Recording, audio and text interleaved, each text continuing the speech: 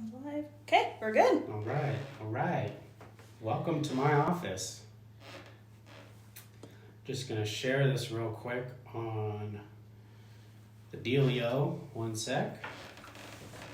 I don't quite know how to do that, so bear with me.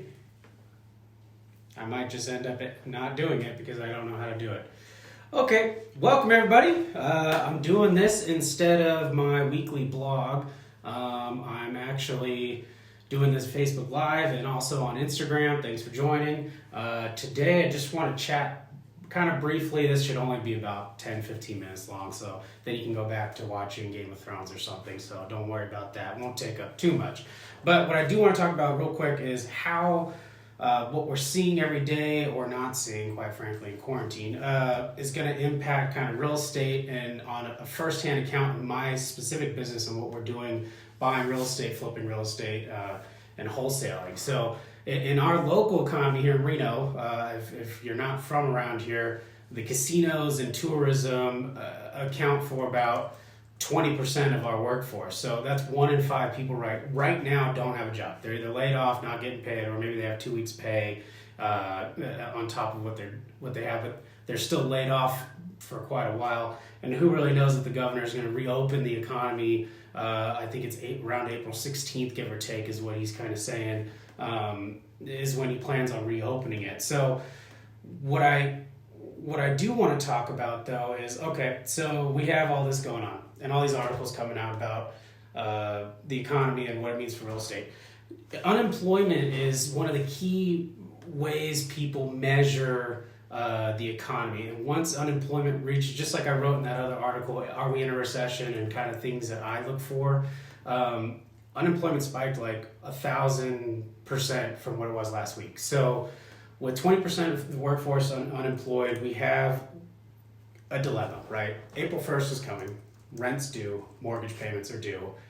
Water bills are due. And yes, they're not going to evict you because they put a freeze on that. However, they're still going to demand you to pay it. The mortgage companies haven't froze the mortgage payments in Nevada, anyways, to my knowledge, as I'm recording this. So there's a real issue with that. So the article that I was reading today with housewire.com, just one of the citations I use in my blog post, basically Goldman Sachs was reporting that 2.25 million people were about to file unemployment. Well, it actually is 3.3 million. So it's a million more than what they were predicting. So, okay, well, how's that going to trickle down into the economy? The simple answer, and this is from the Mortgage Banker Association, who kind of, they lobby on Capitol Hill for all these kind of mortgage issues and stuff, and maybe they were the cause of the 08, I don't really know.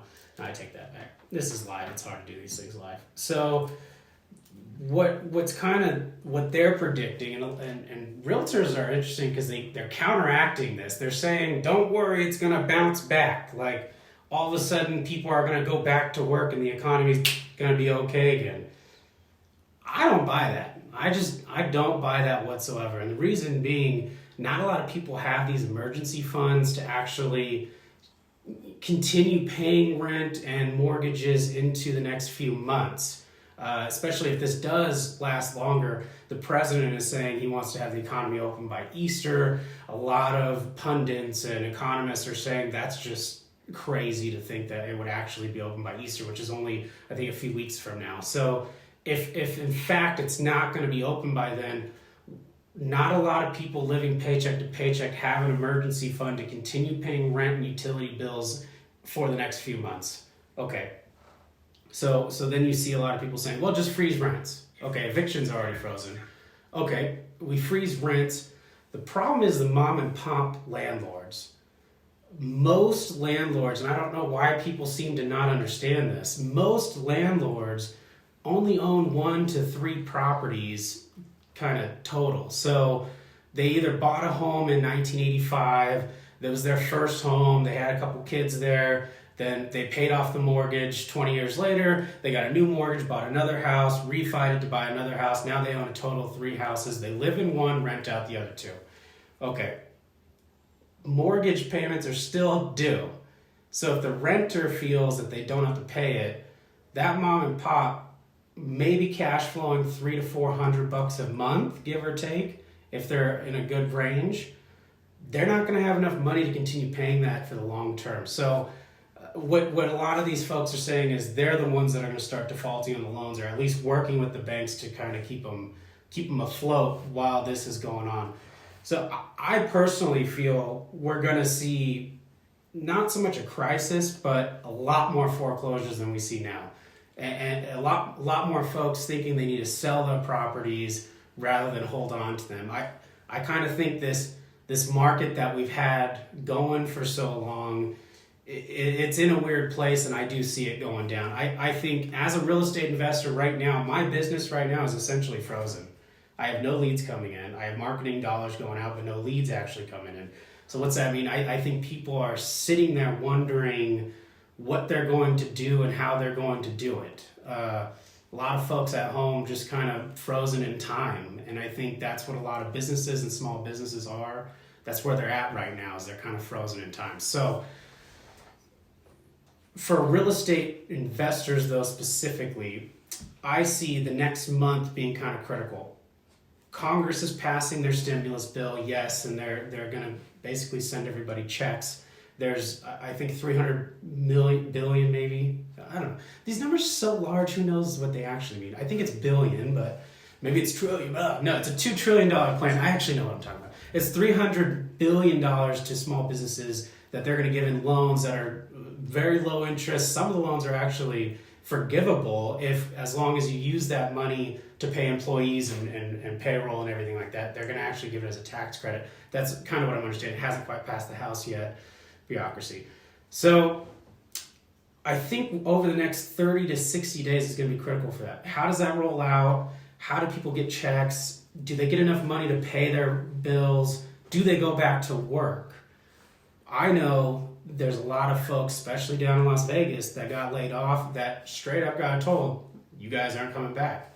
Which means they already had a plan in motion to lay those people off. Now they had a reason to lay them off. So with the casinos losing billions of dollars this next month, I think they were reporting $30 billion in losses over the next month. I have a hard time seeing them hiring back everybody right away. The sun comes up and everybody's going to be okay, and real estate's just going to be, we're going to be back to record highs like we were in February. Just don't see that happening. So I think those two things are very important to keep in mind. And I think what's important for the real estate investor is to hoard your cash. Sit back on it, don't spend it, just wait. And maybe I'm wrong. Maybe 60, 90 days from now, we do come back out of it. Okay, fine. Then it's just back to normal. It's back to what it was in February, which we had record-breaking numbers in resale values.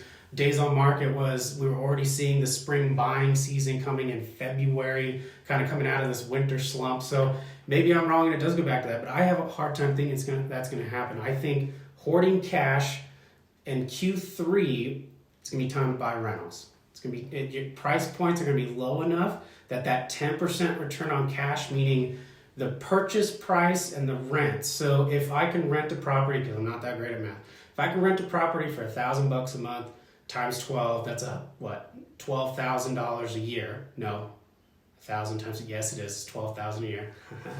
So 10% of that means you have to buy that property for somewhere around $120,000. Now, in Reno, that's absurd. You can't find that price right now. You just can't. But I do think in Q3, prices will adjust, days on market will increase, it'll be more of a time to buy and hold. Buy as many properties as you can at that price. Even if it's at 9% return, I still think it's a good buy. Because if you buy it, renovate it, you throw a tenant in there, you just hold it for the next few years as the economy kind of shakes out, figures out what it's going to do.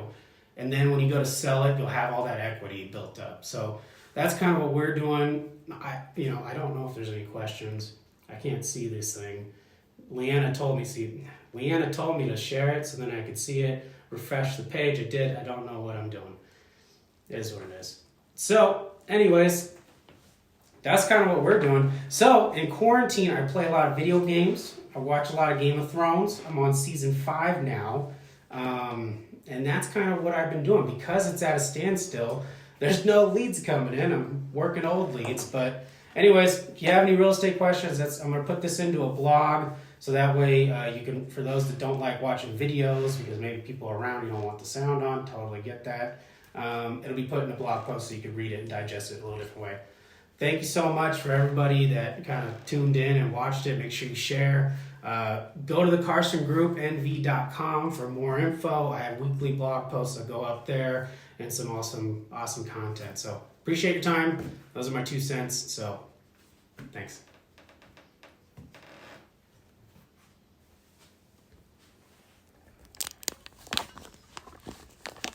Sorry, we gotta figure out how to end this one. Oh, it's not over? No. Oh.